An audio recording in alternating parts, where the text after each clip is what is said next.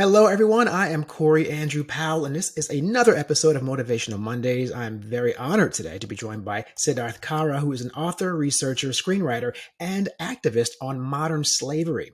Now, he's also a British Academy Global Professor based at Nottingham University, an adjunct lecturer at Harvard Kennedy School of Government, and a senior fellow at the Harvard School of Public Health. He joins me today to discuss his new book, which is called Cobalt Red: How the Blood of the Congo Powers Our Lives. And it is fascinating. And Siddharth, welcome to Motivational Mondays. Oh, thank you so much for having me, Corey.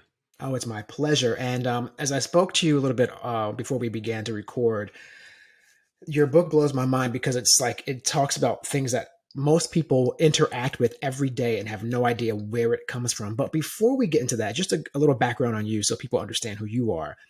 You are, of course, an author, a winner of the Frederick Douglass Book Prize, which he's one of my favorite authors, by the way. I mean, favorite civil rights heroes, by the way. I happen to have his book on my desk, like at all times. But this is your life's work, basically exposing these sorts of child labor violations around the world.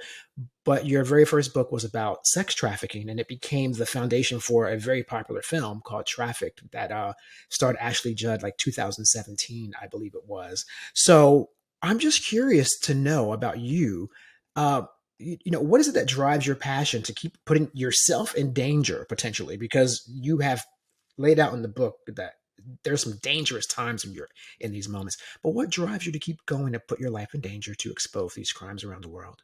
Corey, I think one of the most dark and enduring inhumanities that we commit against fellow human beings is slavery, going back not just generations and centuries, but millennia. And so I'm a student of slavery. I'm a student of abolition movements. And a little more than 2 decades ago, it came to my attention that these kinds of offenses still exist in the world. And it just shocked me and startled me. I thought, wait, didn't we settle this? Wasn't slavery abolished? Isn't that all done and dusted and we're moving on? But in fact, slavery, the slave mind continues busy at work, evolving, ever oppressing and exploiting people of color across the global South. And it just seemed that this was my calling. And so I started traveling without really a plan at the time, but I started traveling to try to understand what is happening with modern day slavery, how and why does this enormous offense persist, and if the totality of my efforts can move the clock 1 second closer to that hour when we can finally put this inhumanity to rest, then it would be a life well spent. Well, it's admirable, and I appreciate it, and I know the world does too. And when you lay it out in your book, like there's these examples that you give that are really terrifying. But I love that you do draw that correlation between, hey, I thought we settled this already. Why is this still happening? Because it's in various forms. With the sex trafficking would also be, not just with minors, but adult women can find themselves kidnapped, and that's not even in foreign countries. Like this is happening here, which is, I think, the most disturbing thing, right? Yeah, that's right. I mean, we have this notion that modern day slavery or human trafficking is something happening far away, and of course it is happening far away. But it also happens in developed economies. It's happening in our backyards, wherever there are vulnerable people. There are traffickers and slave traders who will find a way to exploit them, and the exploitation now, as throughout history, is not cruelty for cruelty's sake. It's not violence for the sake of it. It's to generate profit, to make money off of other people's labor and services. And that's exactly what's happening around the world, including in this country till today. Yes, and that brings a great point to the Congo in general. I mean, when you think about Africa as a continent, just from the beginning being colonized, I don't say it from the beginning, but from the beginning of colonization, um, it's just been robbed continually for like generations, for centuries. And here I was thinking, okay, well, that had been resolved clearly. That's we're done with that. And we know about the precious stones, we know about the diamond mines. Those are sort of common things. But you talk about something in this book. This titled is actually Cobalt, but it's called Cobalt. So please share what Cobalt is and why it is such an important element that's driving this sort of labor crisis. Yes, well, so cobalt is a metal used in rechargeable batteries. So people like you and I and everyone listening to us right now cannot function for 24 hours without cobalt because it's in just about every smartphone, tablet, laptop, and rechargeable gadget in the world today, as well as most every electric vehicle that's being manufactured today. Cobalt allows these rechargeable batteries to hold maximum energy density while remaining thermally stable. What does that mean? It means it can hold the most amount of charge because we don't want to keep plugging our things in. Cobalt lets that battery hold the most amount of charge without catching on fire. And that's why it became so crucial to rechargeable battery chemistry. Now, around 3/4 of the world's supply of cobalt is mined in a small, impoverished patch of the Congo.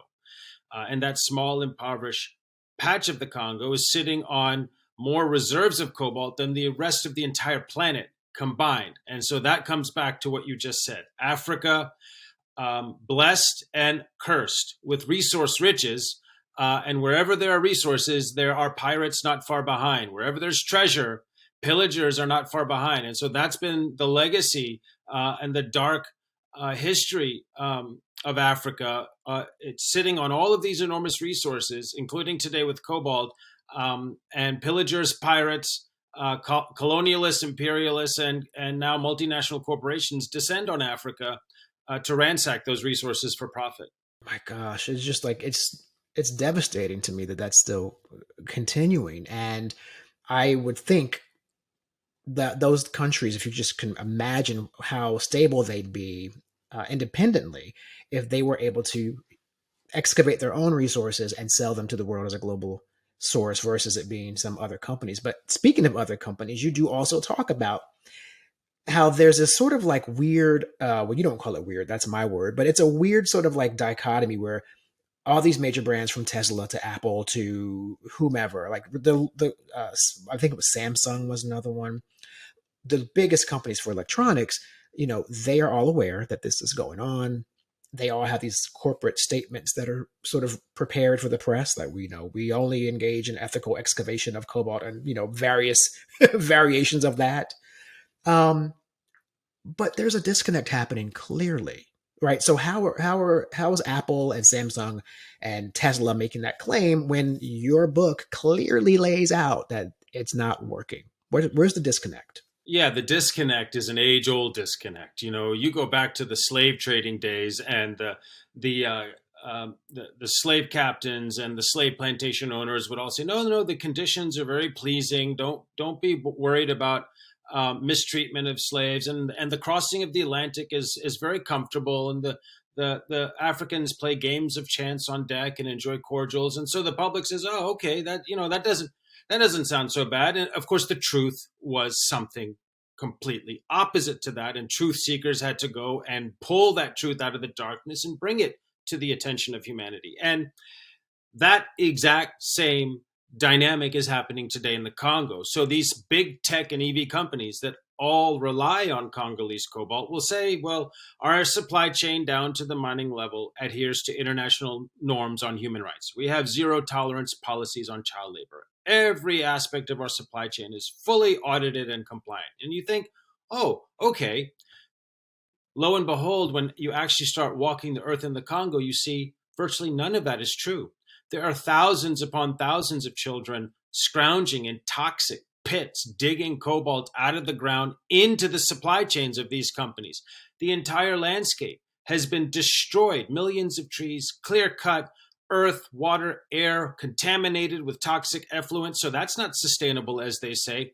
And then there's just hundreds of thousands of some of the poorest people in the world eking out this subhuman existence, scrounging in hazardous conditions, suffering, fractured bones and spines, being buried alive in tunnel collapses, only being paid $1 or $2 a day when they make it through the day, which is base survival income for them. And then you sit back and say, now wait, how are these companies all saying they adhere to human rights standards all the way down their supply chain when you walk around in the Congo and the moral clock has been dialed back to colonial times?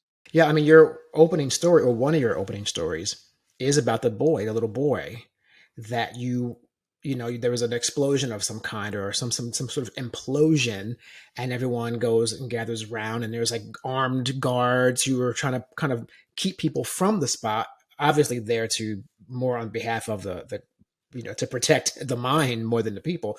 But you see the result of that. A little boy dies, and you try to make out what it is. You said you really couldn't make out his face, but then you realize that this little child just died in this situation, was just laying there lifeless in this plume of smoke. And you make the interesting analogy, which explains the title, Cobalt Red, because cobalt is actually a very beautiful blue color.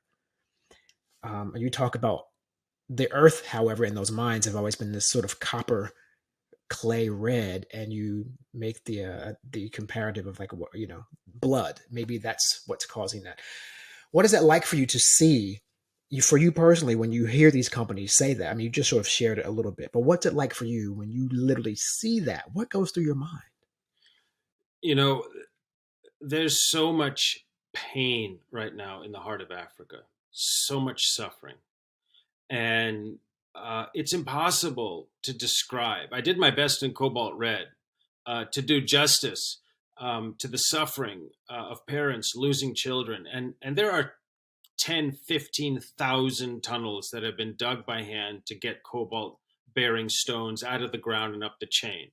And young boys climb down there, sometimes with their fathers, and they're crouched in darkness, breathing toxic particulates up to 18 hours, 20 hours at a time.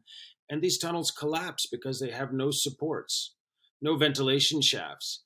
And everyone who's in there is buried alive. And I'd heard these stories. I've been to the Congo so many times. I'd heard these stories, and I'd met parents pounding their chests in agony.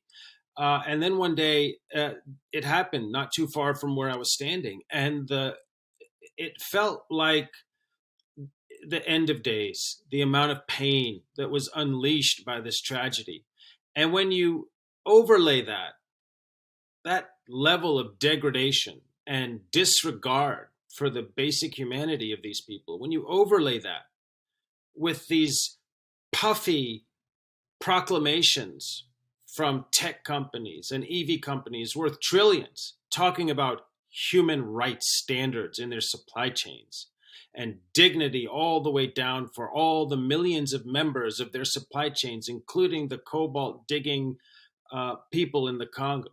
It's utterly galling. It's utterly galling because they know what's happening on the ground, and yet they put out these fictitious, hypocritical, and insulting statements, which can only lead to one conclusion.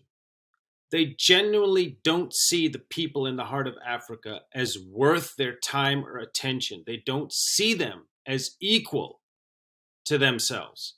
And that's the essential truth revealed by this onerous piracy cloaked as commerce.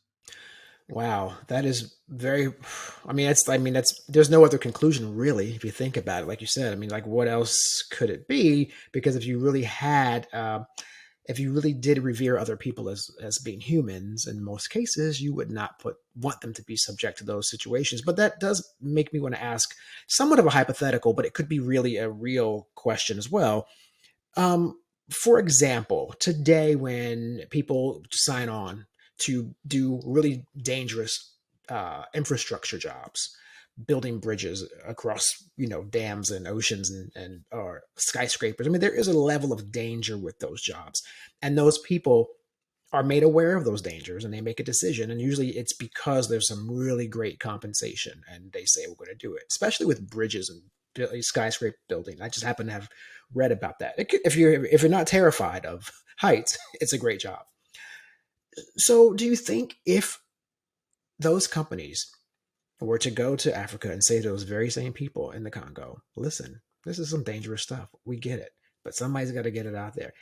We're going to make it worth your time and value to go and do it. We're going to pay you a living wage. We're going to put some workplace protections. Like, is that such a hypothetical? Or, I mean, it seems like if you're making 100 trillion, like trillions of dollars, you can just pay the local guy, especially in Africa, where probably the cost of living in their village is not New York City. It seems like a really easy thing to remedy if you have a conscience. What do you think about that? That's the tragedy. I mean, that's the tragedy upon tragedy here, is that this could be resolved if there was will to do so. And you're right, there's dangerous work all over the world. But when it's our people over here, they'll be given safety equipment, they'll be given a commensurate wage, and there'll be a whole long list of safety precautions and so on to try to mitigate negative outcomes, right? Under the law, you can't go to a construction site without a hard hat on. You can't do skyscraper work without scaffolding and ropes and all, right? We have all these protections in place to try to mitigate risk, and then people are paid. Now you go down to Africa, and the bottom of the supply chains linked to companies that have more money than God, and you say, now where's the safety precautions for these people? Where's the mitigation of risk? And where's the commensurate wage payment? And it's all vanished. It's gone. It's an apparition. None of it exists. And you come back to that conclusion. Well, wait a minute. If we do these kinds of things for our people here, wages, protocols for safety, PPE, and all these things, and we don't do it over there, you come back to that one conclusion. Those people are deemed worth less than our people over here. And we're dialing the clock back again to the 1800s, when the people of Africa were deemed to be worth less. Mm-hmm. Yeah, just property themselves to be Quite bought and right. sold Yes. at high value, where they made nothing off of it. So I wonder then, how do we hold companies accountable? Do we hold them accountable? I mean, is it? I guess I look for the fault. Like, what is it? Is it Africa? Because certain things can't really go on unless governments allow them. Is it that in Africa there's not enough people who are actually African now in those key decisions? Maybe it's a bunch of other people from other foreign companies. Like, I guess I just don't understand how it could be resolved. I mean, do you have any theories on how we might hold Yeah, someone of course. accountable? Of course. Absolutely. In this case, right? So there's a lot of resources being extracted from Africa and a lot of miserable conditions. But we'll talk about cobalt. In the case of cobalt, demand for cobalt starts at the top of the chain. Apple, Tesla, Samsung, all the legacy car makers, all the other tech companies, and so on. They created demand for cobalt. Okay. Everything happening downstream is a consequence of that demand. Okay. And then there's bad actors and bad things happening at every level down the supply chain, down to the child caked in toxic filth in a pit. But it's all a consequence of demand that starts at the top. And where demand starts, that's where the solutions have to stop. So those companies, here's the thing, they all proclaim that they're ensuring adherence to human rights norms, yet not doing it. Simply meet the commitments you publicly proclaim you're meeting. Get your boots on the ground in the Congo and say, wait a minute, we have a zero tolerance policy on child labor, and I see 2,000 children digging over here in that mine that is linked to our supply chain. Let's sort that out. Wait a minute, cobalt is toxic to touch and breathe. And if it was our people, we'd be giving them PPE. But nobody here has even anything more than flip-flops. So why don't we give them some boots and gloves and masks and hard hats and so on? And you go down the list, but it'll only happen when they get on the ground and accept responsibility for the people digging their cobalt. Then all the things that need to happen will happen. But as long as they just sit back and say, well, it's someone else's problem, no one's going to accept responsibility. Yeah, that's almost the scapegoat for them, and they really seemingly, not to accuse any company, but I'm saying in that instance, it's like there's someone in Africa at the mine, let's say, trusting, like you brought that point up earlier, that they're claiming to trust to say, oh yeah, everything is fine, everything is good, yeah, the kids are having a great time, they're good, just they're on lunch break right now, chilling, and they're going to go back to work in a moment. And then the CEO of a major company here in the States goes, oh, okay, great, Yeah. thanks. If you were really serious, you would create a position. You would create a presence on those mines representing the firm. I mean, you're right. These are not difficult things to figure out. It's We do it in harder. other aspects. You're right. Yeah. It's harder to figure out how to make a smartphone than to put a team, or an electric vehicle for that matter, than to put 10 boots on the ground 24/7 monitoring your corporate supply. That's the easy part. That's the completely easy part. And to your point, they're not taking a step back and just taking the word of some random person. Okay, this is why it's a problem. Most of the mining operations in the Congo are run by Chinese companies. So what they're doing is Apple, Tesla, Samsung, and the rest of them, they're sitting back and saying, oh, the Chinese company is telling me human rights standards are being maintained and that the mining is being done sustainably. Now, really, we're going to start taking at face value uh, declarations from state-run Chinese mining companies that they're maintaining human rights standards for people in Africa. They don't even do it for their own people in China, but they're going to do it for the people in Africa, and that everything's being done sustainably. They're not clear cutting trees and dumping pollutions. I mean, doesn't that statement, rather than just being accepted at face value, need to be interrogated by a corporate team that puts some boots on the ground and says, hold on, what you said doesn't match with what I see? That's a problem, because back at headquarters, we're telling people that everything's okay.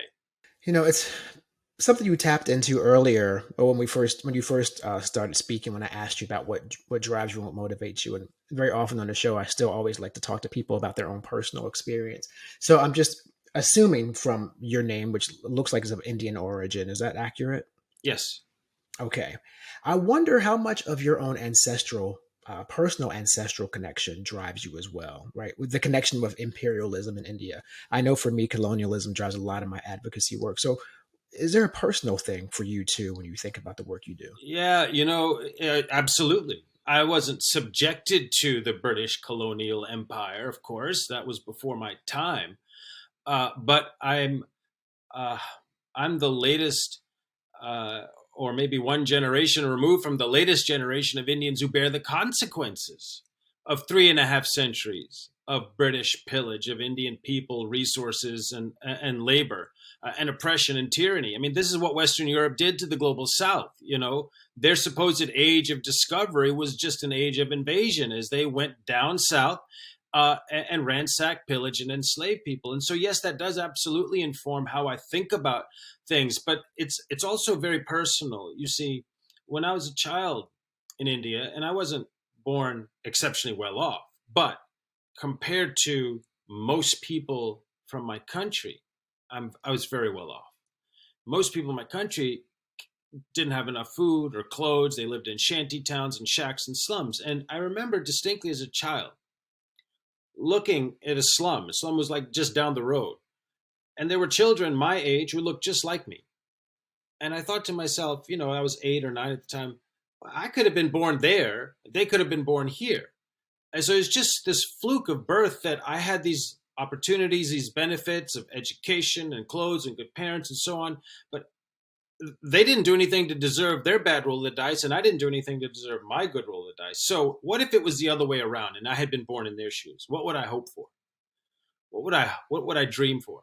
And I would dream that the other person who got the good roll of the dice would see me, would care, and use their gifts and opportunities to try and help those of us who were less fortunate in some way. And so I took that on very personally, because I didn't do anything to deserve my good roll of the dice. And the least I can do is apply the benefits and gifts and good fortunes I have in some manner to address and try to assist those who got the bad roll of the dice.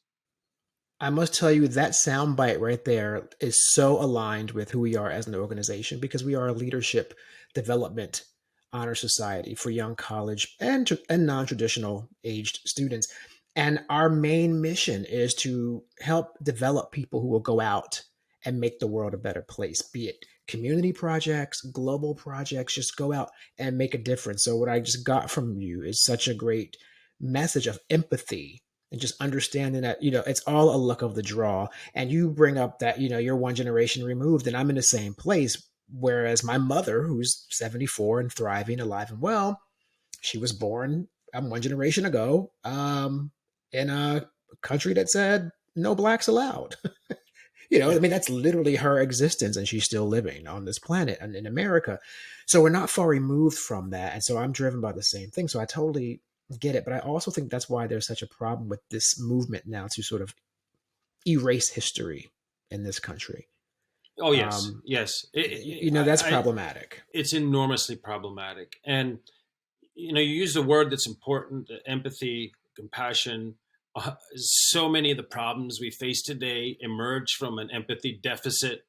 We don't try to inhabit the shoes of these people who we don't understand or dislike or whatever. We don't take a moment to empathize with them, and you see that in the governance of our global economic order, where the top of the chain, which is swimming in privilege and wealth and resources, doesn't see, let alone empathize with, the people at the bottom. And it's just fluke. It's historical legacies and fluke of birth. And if you took a moment to just empathize with a family that's desperate to cross the border and escape poverty and war, or the family that's just eking out this base existence on the ground with no one there to see them, hear them, or help them, if we stopped and empathized, there's so much of the pain, so many of the problems would go away. And that's why you can't erase history. You can't. That gives you the excuse to stop having compassion. You need to understand history in order to understand where are people coming from, what kinds of multi-generational traumas are they living with. And if you erase that, then you're just giving yourself an excuse to not care about anybody but your own little tribe. I will say this is a fascinating read, and I have two copies. I'm going to make sure I give one away. And Siddharth Kara, thank you so much for being here today on Motivational Mondays. Eye-opening, wonderful book, and I'm going to make sure that everyone out there in our audience knows all about it. Thank you so much. Thank you very much, Corey.